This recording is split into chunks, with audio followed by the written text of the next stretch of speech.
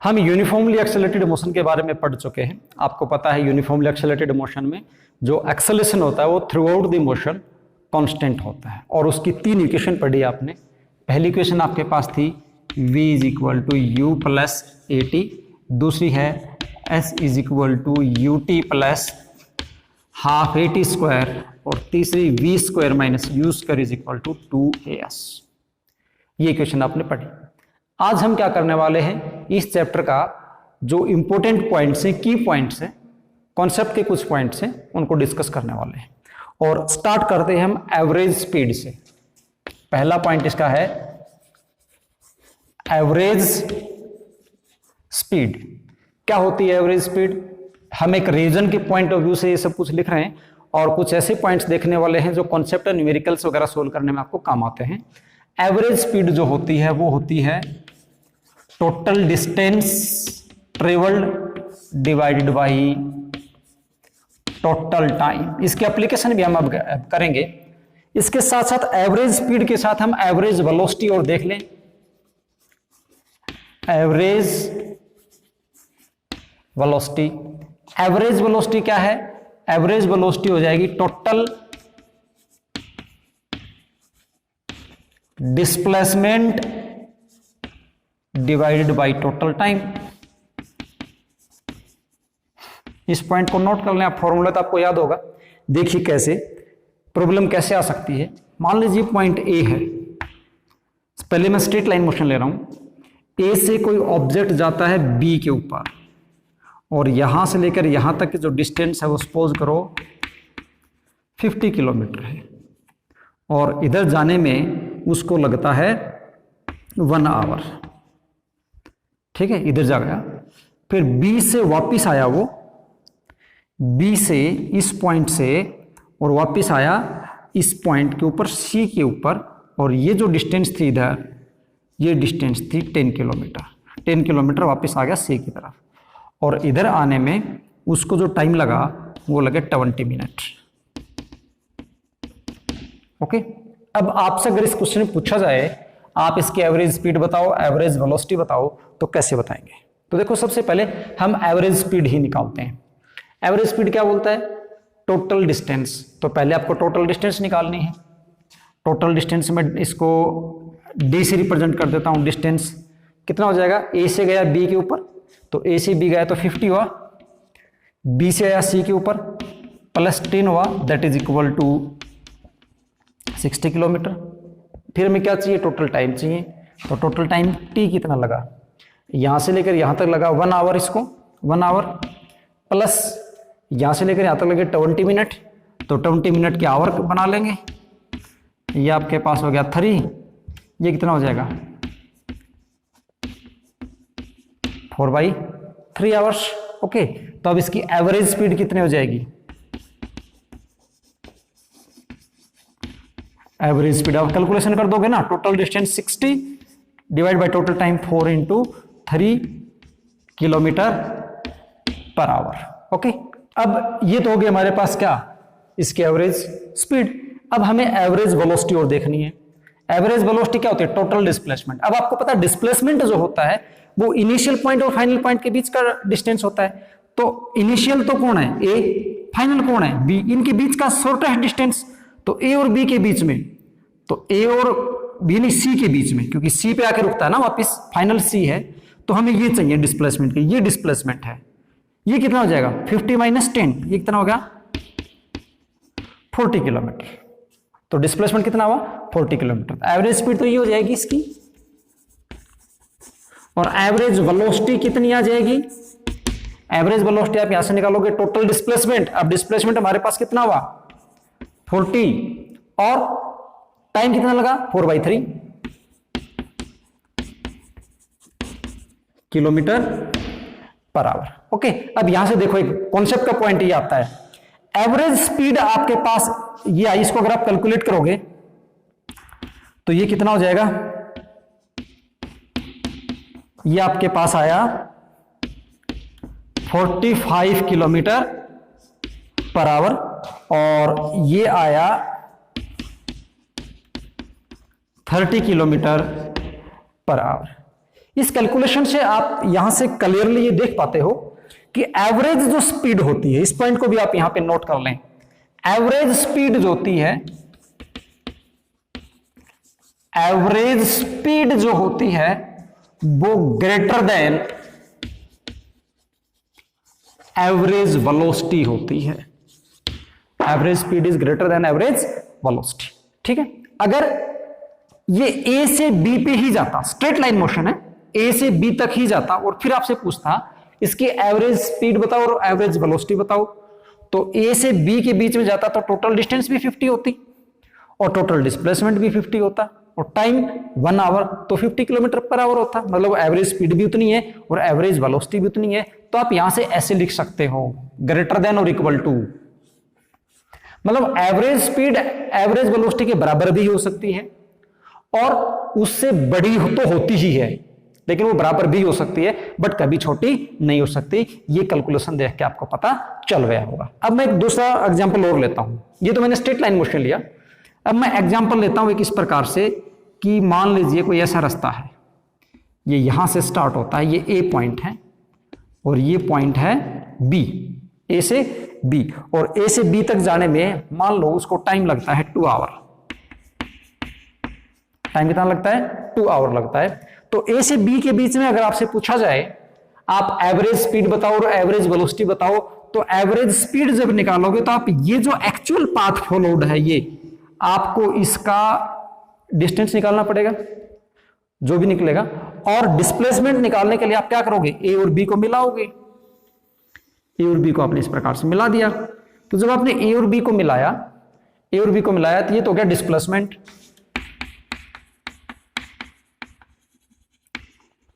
क्या हुआ? ये डिस्प्लेसमेंट। और ये जो पाथ है ये किसको रिप्रेजेंट करेगा? ये रिप्रेजेंट करेगा डिस्टेंस को। तो यहां क्लियरली आप देखोगे एवरेज स्पीड बड़ा है और एवरेज वेलोसिटी क्या है?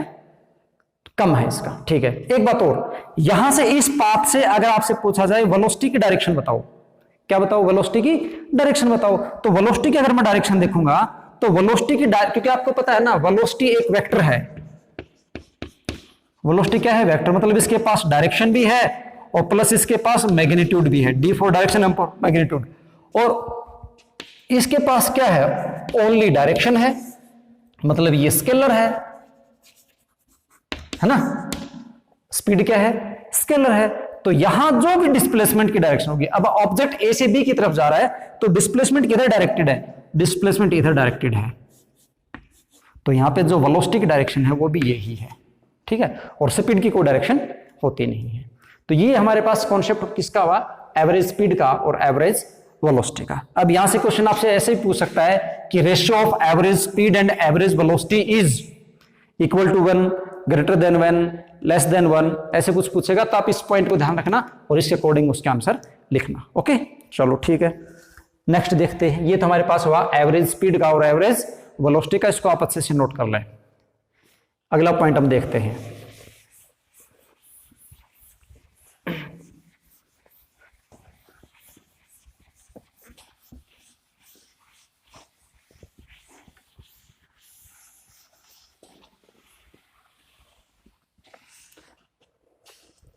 अगला पॉइंट है हमारा इंस्टेंटेनियस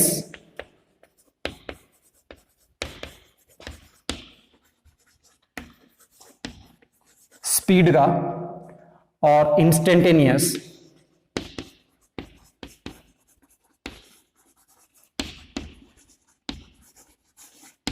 वेलोसिटी का। इंस्टेंटेनियस स्पीड क्या होता है, इंस्टेंटेनियस वेलोसिटी क्या होता है, और ये इंस्टेंटेनियस रिप्रेजेंट करता है एक any given particular instant of time. Instantaneous speed मतलब speed at any given particular instant of time. Instantaneous velocity का मतलब है velocity at any given instant, particular instant मतलब पर्टिकुलर टाइम होगा ना, at any given instant of time, मतलब speed at given instant of time, velocity at instant of time is known as instantaneous velocity और instantaneous speed, ये होगा। और इसका जो फॉर्मूला होगा, स्पीड को रिप्रेजेंट कर देता हूं मैं एस से, या लिख ही देते हैं पूरा। स्पीड ये आपके पास रहेगा dx डिवाइडेड बाई dt। क्या रहेगा? इंस्टेंट dx बाई dt, मतलब मैं आपको पहले समझा चुका हूं dx अपॉन dt का क्या है। और इधर आपके पास क्या होगा, अगर मैं वेलोसिटी लिखूं इंस्टेंटेनियस वेलोसिटी, तो ये आपके पास ये भी रहेगी dx डिवाइड बाई dt। यहां पे x डिस्टेंस है और यहां पे x क्या है, डिस्प्लेसमेंट है। कैसे सोचते हैं, हम एक इस प्रकार से कर्व्ड पाथ ले लेते हैं। सपोज करो ऐसा पाथ है, ऐसा पाथ हमने कंसिडर कर लिया। ओके, ये पॉइंट है आपका A और ये पॉइंट क्या है B, और यहां सपोज करो आपसे कहता है ये पॉइंट है कोई, ये P पॉइंट है। इस P पॉइंट के ऊपर आप इंस्टेंटेनियस स्पीड बताओ या इंस्टेंटेनियस वेलोसिटी बताओ, तो कैसे बताएंगे? तो ये जो P पॉइंट है ना, इस P पॉइंट से जस्ट पीछे हम एक पॉइंट कंसीडर कर लेते हैं P1। क्या कंसीडर कर लें? P1। और जस्ट इससे बिल्कुल आगे यहां कंसीडर कर लेते हैं एक P2। ऐसे कंसीडर करते हैं P1 P2 को कि जब इनको मिलाएंगे तो एक स्ट्रेट लाइन बनेगा। क्या बनेगा? ये एक स्ट्रेट लाइन बनेगा। ओके, तो यहां पे ये आपके पास हो जाएगा डिस्प्लेसमेंट एंड डिस्टेंस। ये जो आपने कंसीडर किया ये क्या हो जाएगा? डिस्टेंस और डिस्प्लेसमेंट। तो ये जो वैल्यू है आपके पास यहां से लेकर यहां तक जो हमने कंसीडर की है, ये वैल्यू आपके पास क्या होगी? dx। और यहां जो टाइम का इंटरवल है वो क्या हो जाएगा? dt। टाइम इंटरवल यहां पे डिस्प्लेसमेंट कितना हो गया? डिस्प्लेसमेंट ऑब्लिक डिस्टेंस आपके पास यहां पे क्या हुआ? dx। और टाइम इंटरवल क्या हुआ? dt। तो ये आपके पास यहां पे बन गया dx बाई dt। ओके, हमें यहां से क्या देखना है कि इसका एवरेज स्पीड कितना होगा और वेलोसिटी कितना होगा। तो dx बाई dt है तो दोनों सेम हुए। यहां से अगर आप डायरेक्शन लोगे वेलोसिटी, तो वेलोसिटी यहां से जो डिस्प्लेसमेंट, ये इसकी डायरेक्शन किधर है? इसकी डायरेक्शन इधर है। तो यहां तो वेलोसिटी की डायरेक्शन क्या होगी? ये स्पीड की कोई डायरेक्शन होती नहीं। तो यहां से मैं कंक्लूजन ये भी निकालते हैं कि जो इंस्टेंटेनियस स्पीड होती है वो इंस्टेंटेनियस वेलोसिटी के बराबर होती है magnitude wise. Magnitude of instantaneous speed is equal to magnitude of instantaneous velocity. सिर्फ डिफरेंस इतना है, वेलोसिटी के पास डायरेक्शन होगी, स्पीड के पास डायरेक्शन नहीं है। अगर मान लो आपको कोई ये पॉइंट दे दिया, अब ये पॉइंट दे दिया और बोले कि यहां पे निकाल के दिखाओ, आप यहां पे वेलोसिटी की डायरेक्शन बताओ, तो क्या करोगे? इसके जस्ट पीछे एक पॉइंट मानोगे, जस्ट पीछे, और इससे जस्ट आगे, दोनों को मिलाओगे, जो भी इसकी डायरेक्शन है वहां से वही क्या हो जाएगी? डायरेक्शन ऑफ वेलोसिटी हो जाएगी। दूसरी बात, इसको आप ऐसे भी याद कर सकते हो कि यहां से ये जो पॉइंट है, जैसे एक कर्व था आपके पास, ऐसे मैं थोड़ा ज्यादा कर्व ले लेता हूं, अच्छे से समझ में आ जाएगा। ये कर्व है, यहां आपसे कहता है कि यहां आप इंस्टेंटेनियस इसकी वेलोसिटी बताओ।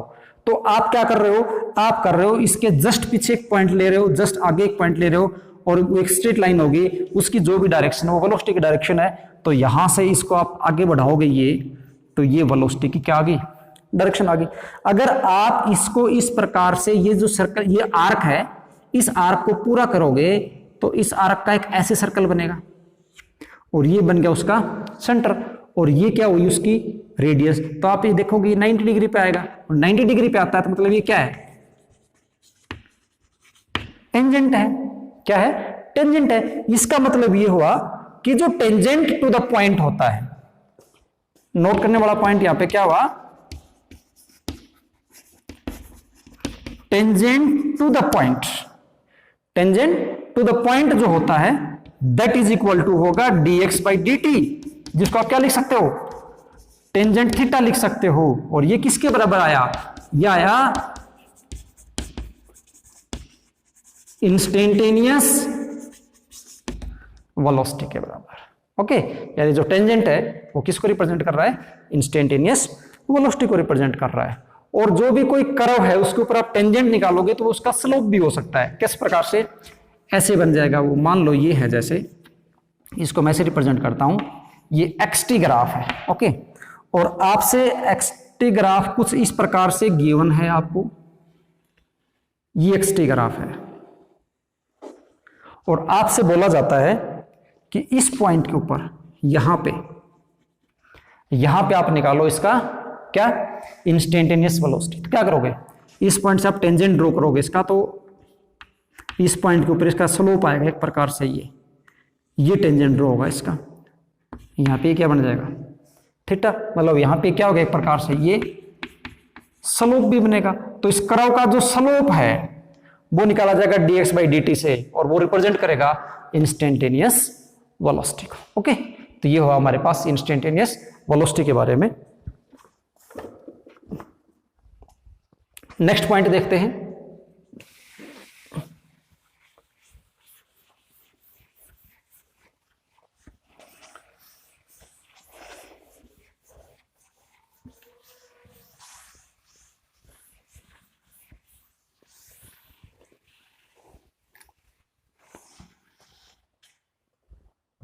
एवरेज एक्सेलरेशन का, एवरेज एक्सेलरेशन कैसे निकलेगा? एवरेज एक्सेलरेशन,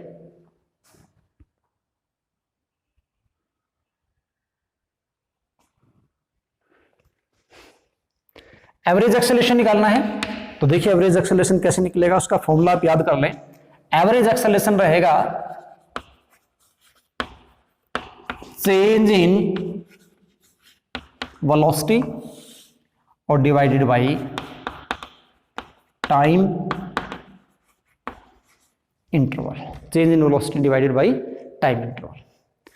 इसको आप ऐसे भी लिख सकते हो, change in velocity v2 minus v1, final velocity minus initial velocity divide by time interval t2 minus t1, t2 minus t1। इसको आप ऐसे भी लिख सकते हो, फाइनल वेलोसिटी को v मान लो, इनिशियल वेलोसिटी को u मान लो, तो t2 तो क्या हो जाएगा t, इनिशियल वेलोसिटी अगर u है तो इनिशियल टाइम हो जाएगा 0, v minus u divided by t। ये आपके पास एवरेज एक्सेलरेशन है।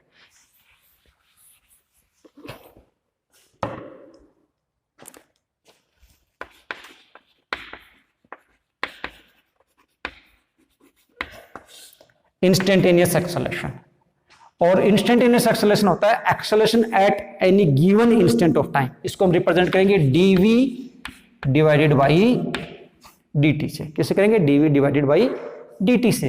और dv डिवाइड बाई dt, अगर आपके पास इस प्रकार से वेलोसिटी टाइम का ग्राफ हो, ये टाइम है, इधर वेलोसिटी है, और सपोज करो वो ऐसे चल रहा है, इंस्टेंटेनियस एक्सेलरेशन, ये कोई इंस्टेंट होगा टाइम, इसके ऊपर एक्सेलरेशन बताओ, तो आप यहाँ पे ये देखेंगे ये पॉइंट और इसकी करस्पॉन्डिंग वेलोसिटी है ये, तो यहाँ dv अपॉन dt, तो यहाँ dv अपॉन dt करने का तरीका ये है, इसे जस्ट पहले का एक टाइम लो, जस्ट बाद का टाइम लो, जस्ट पहले का टाइम ये, तो इसके जस्ट पहले की वेलोसिटी हो जाएगी ये, और जस्ट बाद वाला टाइम ये है, तो इसके जस्ट बाद की वेलोसिटी हो जाएगी ये। तो इसको तो ये तो हो जाएगी आपके पास dv, और ये क्या हो जाएगा dt। तो इस लाइन को जैसे मिलाओगे तो यहाँ पे इस पॉइंट के ऊपर आपको एक ऐसे स्लोप आएगा ऐसे, और ये जो स्लोप है that is equal to tangent theta रहेगा, और ये रहेगा dv divided by dt। Theta कौन है? ये थीटा है, dv डिवाइडेड बाई dt। तो ये इंस्टेंटेनियस को रिप्रेजेंट करेगा। यहां से आप ग्राफ में एक दो पॉइंट देख सकते हो, मैं दो तीन बनाता हूं। जैसे एक मैंने ऐसे बनाया, और दूसरा ग्राफ मैंने कुछ इस टाइप से बनाया, एक इसका मैंने ऐसे बना दिया। आपसे पूछा जाए इसका एक्सेलरेशन कैसा है, इस ग्राफ के लिए एक्सेलरेशन कैसा रहेगा, तो आप यहां से क्या देख रहे हो, अगर स्लोप लगातार डिक्रीज हो रहा है, स्लोप लगातार डिक्रीज हो रहा है तो एक्सेलरेशन नेगेटिव है, और स्लोप अगर इंक्रीज हो रहा है, क्या स्लोप अगर इंक्रीज हो रहा है कंटिन्यूसली तो पॉजिटिव एक्सेलरेशन है, और स्लोप अगर डिक्रीज हो रहा है तो नेगेटिव एक्सेलरेशन है, जिसको आप रिटार्डेशन भी कहते हो। यहां देखो, इस पॉइंट पे अगर आप स्लोप निकालोगे तो इस पॉइंट पे स्लोप कुछ ऐसे था, इस पॉइंट पे स्लोप निकालोगे तो इस पॉइंट पे स्लोप इसका ऐसे हो गया, और इस पॉइंट पे ऐसे, इस पॉइंट पे 0 हो गया। यहां स्लोप ये था, यहां स्लोप इतना था, और यहां स्लोप बिल्कुल 0 हो गया, है ना, मतलब स्लोप लगातार डिक्रीज हो रहा था। तो ये जो है वो नेगेटिव एक्सेलरेशन है। यहाँ देखो, यहाँ स्लोप इस लाइन के लिए निकालोगे तो इतना था, यहाँ निकालोगे तो स्लोप इतना हो गया, यहाँ निकालोगे तो स्लोप इतना हो गया, मतलब इसका स्लोप लगातार बढ़ रहा है, इधर बढ़ रहा है ऊपर की तरफ। तो ये रिप्रेजेंट करेगा पॉजिटिव एक्सेलरेशन को। ओके, तो ये आपके पास हो जाएगा इंस्टेंटेनियस एक्सेलरेशन। इसके साथ हम कुछ जो पोजीशन टाइम ग्राफ होता है, वेलोसिटी टाइम ग्राफ होता है, उसके बारे में भी कुछ पॉइंट हैं, वो भी देख लेते हैं। मतलब स्लोप, किसका स्लोप क्या रिप्रेजेंट करेगा वो हमें देखना है। तो ये हमें यहां से ये देख लेना है। जैसे हम 3 ग्राफ बनाते हैं, एक एक्सटी ग्राफ है,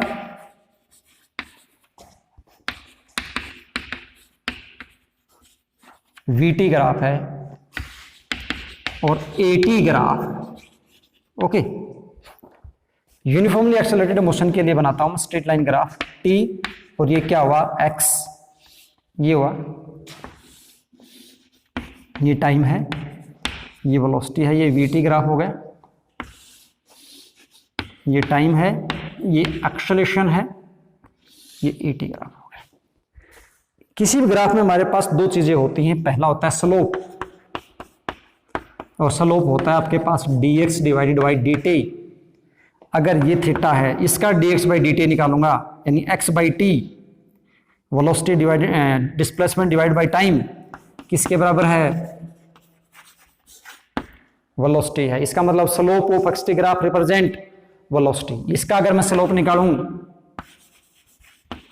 इसका स्लोप बनेगा dv divided by dt, dv divide by dt, dv divide by dt। किसी भी पॉइंट पे इसका स्लोप निकालोगे तो dv बाई dt। कैसे?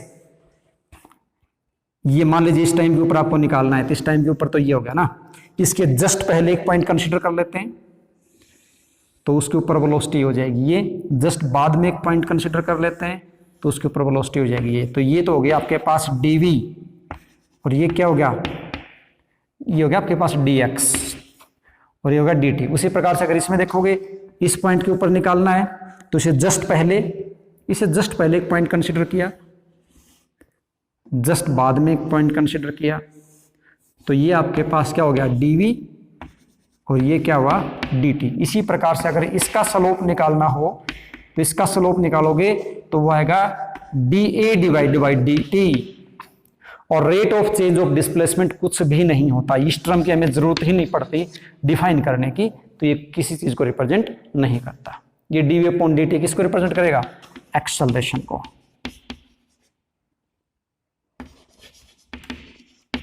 दूसरा हमारे पास बचा। अब देखो आप याद कैसे करोगे? इसका स्लोप निकालना है तो dx अपॉन dt आएगा, displacement divide by time, velocity, rate of change of velocity, acceleration. Direct definition दे रहा है ये। फिर हमारे पास आया एरिया। इसके अंडर एरिया, मान लीजिए यही पॉइंट था, तो इसके अंडर एरिया इतना होगा, ये एरिया। तो इसका एरिया, ये राइट एंगल ट्रायंगल बन रहा है, तो इसका एरिया कितना होगा? हाफ इंटू बेस, यहां से लेकर यहां तक टाइम, इंटू हाइट, यहां से लेकर यहां तक velocity v। Velocity into time क्या होता है? v into T. कोई फॉर्मूला याद करो जिसमें v इंटू टी आता हो, तो v इंटू टी, वेलोसिटी को टाइम से मल्टीप्लाई कर दूं, वेलोसिटी को, ये v और ये टाइम, v इंटू टी क्या होगा? x क्या है? डिस्प्लेसमेंट या डिस्टेंस। ये रिप्रेजेंट करेगा डिस्प्लेसमेंट या फिर डिस्टेंस। इधर देखिए, इसका एरिया निकालेंगे तो इसका एरिया निकलेगा half into base time into velocity, velocity into time. मैंने यहां गलत क्या लिखा? यह गलत लिख दिया ना, टी इंटू वी लिखा, वी नहीं एक्स आएगा, एक्स है ना ये हमारे पास, ये x into T, x by T formula होता है हमारे पास, एक्स इंटू टी कुछ भी नहीं होता, तो ये कुछ रिप्रेजेंट नहीं करेगा, ये गलत लिखा गया, ये कुछ भी रिप्रेजेंट नहीं करेगा। यहां पे आएगा v इंटू टी आया, तो v इंटू टी क्या होता है? एक्सेलरेशन। तो v इंटू टी क्या हुआ? डिस्प्लेसमेंट। तो ये रिप्रेजेंट करेगा आपको डिस्प्लेसमेंट या फिर डिस्टेंस। यहां हो इस पॉइंट के ऊपर, इसका अगर एरिया निकालोगे तो यहां पे इसका एरिया ये निकलेगा, हाफ बेस कितना है? टाइम, हाइट ये कितना हो जाएगा? Acceleration, time into acceleration, acceleration into time क्या होता है? वेलोसिटी। तो इसका एरिया रिप्रेजेंट करेगा वेलोसिटी। तो ये भी आप याद करके रखें। Area under AT graph represent velocity, area under VT graph represent displacement और the distance, area under XT graph कुछ भी रिप्रेजेंट नहीं करता, slope of XT graph velocity, slope of VT graph acceleration, slope of VT graph कुछ भी represent नहीं करता। Okay, तो ये कुछ इंपॉर्टेंट पॉइंट्स थे स्लोप के बारे में, जो आपको कुछ क्वेश्चन सोल्व करने में काफी मददगार साबित हो सकते हैं।